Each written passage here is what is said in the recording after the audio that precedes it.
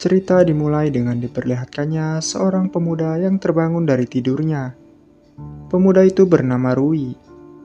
Rui ternyata berniat melamar suatu pekerjaan, yaitu sebagai petugas parkir. Bosnya itu berkata kalau petugas parkir yang sebelumnya adalah seorang kakek tua, namun tak kenapa ia melarikan diri dari tanggung jawabnya. Suatu hari, seorang gadis tunanetra menghampirinya untuk menonton TV bersama. Gadis itu bernama Akari. Akari mengira kalau petugas parkir itu masih seorang kakek tua. Lalu Rui menjelaskan kalau kakek itu telah berhenti. Dengan rasa malu, Akari bergegas pergi. Akan tetapi, di sana tiba-tiba turun hujan. Rui yang melihat itu pun langsung mengajak Akari untuk menonton TV bersama, sembari menunggu hujannya reda. Ternyata Akari menonton TV mengandalkan indera pendengarannya, serta senyuman Akari yang begitu manis membuat Rui tidak bisa mengalihkan pandangannya kepada Akari.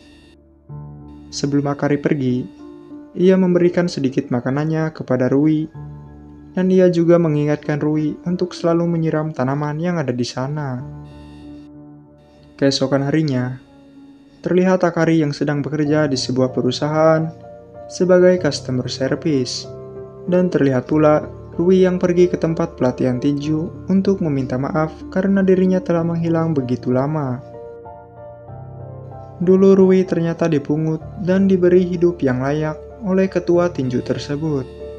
Di malam harinya, Akari kembali menemui Rui untuk menonton TV bersama lagi. Di sana Rui terkejut karena Akari memanggilnya dengan sebutan paman. Karena ia berpikir Rui berusia 36 tahun. Saat Akari hendak pergi, Rui memberi beberapa buah persik kepadanya. Dan di malam itu, Akari mengulurkan tangannya untuk berkenalan. Akan tetapi, Rui hanya menjabat tangannya tanpa menyebutkan namanya. Arigatou gozaimashita. Seminggu kemudian, Rui lebih memperhatikan kebersihannya karena ia sempat membuat Akari tidak nyaman karena bau tak sedap yang timbul dari dirinya. Saat Akari hendak pulang, ia dikejutkan dengan datangnya mobil yang hendak parkir. Hal itu membuat dirinya terjatuh dan kakinya terluka. Rui yang melihat hal itu pun langsung membawanya ke rumah sakit dan juga mengantarkannya pulang. Akari yang kesulitan untuk berjalan, ia pun digendong oleh Rui. Akari pun tertawa ketika menyadari kalau Rui harus berjalan menaiki tangga yang sangat tinggi untuk sampai ke rumahnya.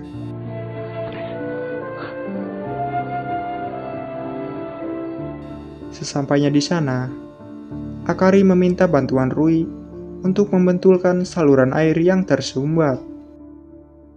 Sebagai ucapan terima kasihnya, Akari memberikan tiket konser musik kepadanya dan mengajaknya untuk pergi bersama. Keesokan harinya, Akari pergi ke salon untuk mengubah gaya rambutnya, dan ia juga berusaha tampil lebih menarik di depan Rui. Dan pada akhirnya, Rui terpesona dengan kecantikan Akari.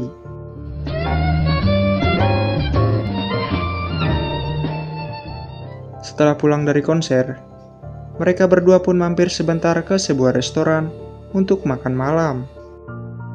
Singkat cerita, mereka pun pulang. Dan di sana Rui menyebutkan tentang dirinya, kalau ia bernama Antonio Shinozaki Rui. Rui mengatakan kalau ia adalah seorang petinju, dan ia baru berusia 24 tahun.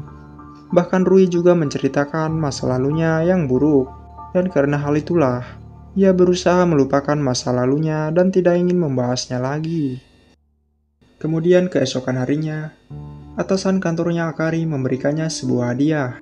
Ternyata Akari sedang berulang tahun, dan tiket konser yang kemarin ternyata juga didapat dari atasannya tersebut. Di lain tempat, Rui kembali bertemu dengan ketua dan pelatih tinjunya di sebuah restoran. Di sana Rui menceritakan segalanya, kalau sebenarnya ia menghilang karena dipenjara selama 3 tahun 5 bulan. Setelah dulu pelatih memungut dirinya, Rui ternyata masih sering ikut bertarung di jalanan, dan ia juga seorang tukang pukul. Karena hal itulah, Rui ditangkap polisi. Selesai pertemuannya, Rui pergi ke sebuah panti asuhan dan bertemu dengan suster yang mengurus dirinya waktu kecil. Saat malam hari, Akari dikejutkan dengan kedatangan direktur perusahaannya yang ternyata selama ini dia memiliki rasa kepada Akari. Akan tetapi, ia menyukai Akari hanya karena nafsu. Bahkan ia juga berlaku kasar kepada Akari. Namun untungnya, Rui datang dan langsung menghajar bahkan mematahkan jari pria tersebut. Setelah yang terjadi barusan, Akari pasti tidak akan diterima bekerja lagi di sana. Lalu Rui berkata kalau dirinya lah yang akan bertanggung jawab kepada Akari. Hal itu ia lakukan karena Rui benar-benar ingin membantunya. Keesokan harinya, Akari kembali datang menemui Rui. Akari berkata kalau dirinya telah mengundurkan diri dari pekerjaannya, dan perkataan Rui kemarin tentang dia akan bertanggung jawab itu bukan hanya sekedar kata-kata, melainkan ia berkata serius. Di lain waktu, Rui pergi membawa Akari ke sebuah pantai. Di sana Rui bercerita kalau tempat ini adalah satu-satunya kenangan saat Rui bersama dengan ibunya. Dia bercerita kalau ibunya pergi ke tengah laut untuk bunuh diri, sambil menggendong Rui. Namun takdir berkata lain, hanya Rui yang berhasil tetap hidup. Akari kemudian menyuruh Rui untuk mencarikannya sebuah batu dengan pecahan kaca dan sudut membulat. Batu itu dipoles oleh air tanpa ada yang terluka. Dengan kata lain, orang yang pernah terluka bisa menjadi baik. Karena Akari percaya kalau di dalam rasa sakit, pasti juga terkandung sebuah makna. Akari kemudian memberikan batu tersebut kepada Rui dan berkata kalau itu adalah jimat yang menghubungkan mereka berdua. Rui kemudian menepati janjinya untuk bertanggung jawab kepada Akari. Karena itulah ia kembali masuk ke dunia tinju dan ia bekerja keras untuk memenuhi semua kebutuhannya Akari. Mereka berdua terlihat seperti sepasang kekasih pada umumnya. Rui mencintai Akari apa adanya dan begitu pula sebaliknya. Rui juga membeli satu ekor anjing untuk menemani Akari saat dirinya sedang tidak bersamanya. Mereka memberi nama anjing tersebut Suku, karena anjing itu terlihat tumbuh dengan cepat. Di suatu malam, Rui berkata kalau dia akan membuatkannya sebuah toko kecil, di mana nantinya Akari dapat menjual pot atau vas bunga buatannya di sana. Di lain waktu, Rui berhasil memenangkan satu pertandingan tinju. Lalu ia tidak sengaja bertemu dengan Kyosuke, kenalannya saat di masa lalu. Namun ia tidak menghiraukannya dan pergi meninggalkannya. Keesokan harinya, Akari membawa Rui ke makam orang tuanya. Akari bercerita kalau dulu ia sedang pergi bertamasya bersama orang tuanya. Lalu pandangannya pun teralihkan oleh seseorang yang jatuh dari atas gedung, dan akhirnya dia mengalami kecelakaan yang membuat kedua orang tuanya meninggal, serta membuat Akari kehilangan penglihatannya. Rui pun terkejut mendengar hal itu, karena ternyata peristiwa itu berkaitan dengannya. Orang yang terjatuh dari atas gedung itu ternyata korban kekerasannya Rui. Rui pun merasa sangat bersalah, dan ingatan buruknya tentang masa lalu kembali muncul. Di suatu malam, Rui kembali bertemu dengan Kyosuke. Kyosuke terus mengajaknya kembali ke pertarungan jalanan yang menghasilkan uang lebih banyak.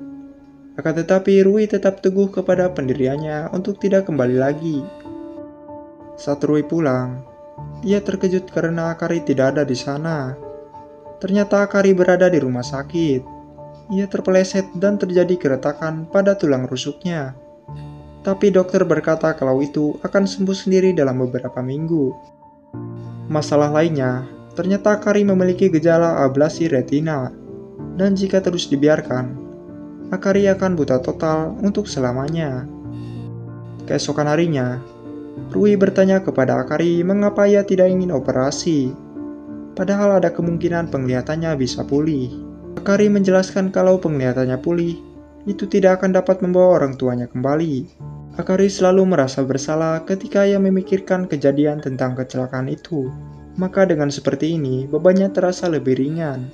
Akan tetapi, Rui tetap bersikeras untuk membawanya operasi. karena Rui ingin Akari dapat melihat kebahagiaannya dengan matanya sendiri. Di lain waktu, ternyata Kyosuke telah menandai rumahnya Akari. Dia akan mengincar orang-orang yang berharga bagi Rui kalau dirinya tidak ikut kembali ke pertarungan jalanan.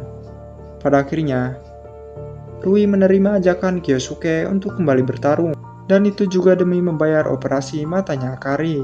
Serta ia juga memutuskan hubungannya dengan Akari, supaya Akari tidak diincar oleh orang-orang jahat yang mungkin menaruh dendam kepada Rui. Setibanya di arena pertarungan, ternyata yang menjadi lawan Rui telah diganti. Rui terpaksa harus melawan orang yang badannya 2 kali lebih besar darinya. Sudah jelas kalau pertandingan ini sudah direncanakan oleh Kyosuke. Ia berharap kalau Rui akan kalah. Akan tetapi, keadaan tidak seperti yang diharapkannya. Rui menang dengan menendang pria itu di saat-saat terakhir. Sementara itu, operasi matanya Akari juga berjalan lancar, dan dia bisa melihat kembali. Rui kemudian meminta bantuan pelatihnya untuk mengirim setengah uangnya ke rekening Akari, dan setengahnya lagi ke istri dari seorang pria yang waktu itu dia bunuh. Beberapa hari pun berlalu, dan Rui dinyatakan hilang. Sementara Akari hanya bisa terus menangis menunggu kepulangan Rui. Keesokan harinya, Akari bertemu dengan suster di gereja, dan suster itu mengatakan kebenaran tentang Rui, di mana Rui berkaitan dengan kecelakaannya Akari di masa lalu. Dengan sisa ingatan yang Akari miliki, dia berusaha membuat patung wajahnya Rui, akan tetapi itu malah membuat hatinya hancur.